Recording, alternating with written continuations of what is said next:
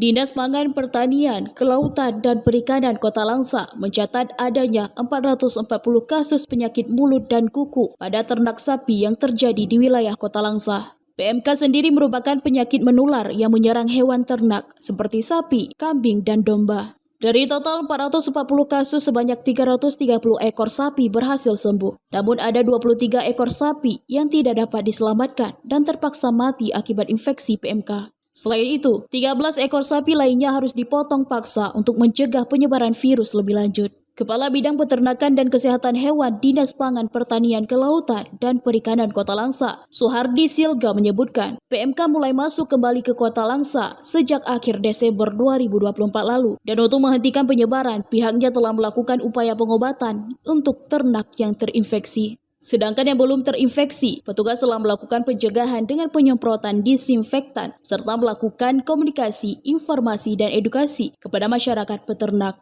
Untuk kasus PMK Kota Langsa sampai tanggal hari ini yaitu 440 ekor. Untuk rinciannya mati 23 ekor, potong paksa 13 ekor, dan sembuh 330 ekor.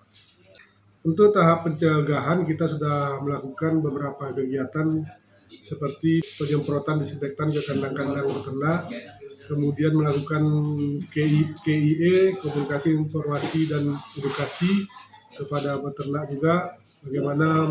Upaya keras dari Dinas Pangan Pertanian, Kelautan dan Perikanan Kota Langsa ini diharapkan dapat meminimalisir penyebaran PMK dan memberikan perlindungan lebih bagi peternak sapi di Kota Langsa. Silga berharap dengan kerjasama yang solid antara pemerintah dan masyarakat, penyebaran virus ini dapat segera teratasi dan sektor peternakan di Kota Langsa dapat pulih kembali.